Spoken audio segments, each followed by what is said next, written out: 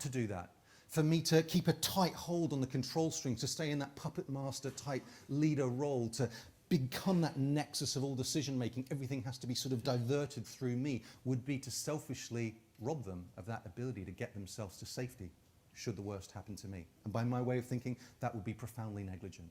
So the way we'd rolled that out on the race was by me taking a series of backward steps and inviting the crew to take forward steps. So when we had to perform one of our sailing maneuvers, instead of me, as I was in the training period before the race when the crew didn't have the competency, I was there, stood at the back like Russell Crowe in Master and Commander, obviously, pointing my finger, telling the crew what to do, putting them in their positions and briefing, and then giving the call to execute. I'd bring one of the other crew in. I'd say, talk it through with me, and then I'd like you to give the briefing. And this was the hardest part, and I promise, as long as it takes you, I'll give you the time, I will stand here and shut it and not interrupt you.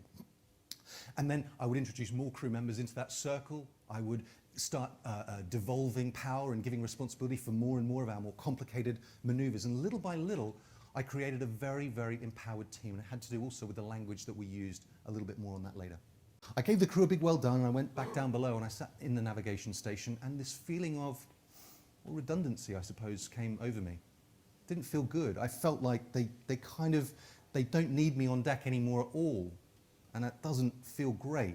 And it's true, they didn't. Unless there was a problem on deck, they didn't need me. And I took satisfaction in the fact that it meant I'd reached my goal with that autonomy and that empowerment. But personally, I missed how it felt back at the start of the race. I missed being that person that was a sort of all questions directed to, that directive leader shouting instructions to a willing crew. If I'm honest with you, it made me feel good. It made me feel important.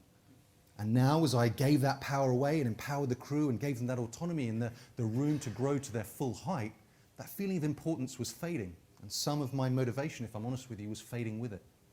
So I had to really reconstitute in that moment what it meant to be the leader of a team like this. I had to let go of what it meant to be that directing leader, and which I had to, unless there was a crisis that required me to step into that role. I had to become less of a directing force and more of a supporting presence. Become what we call a servant leader, which is what the most high-performing leaders become.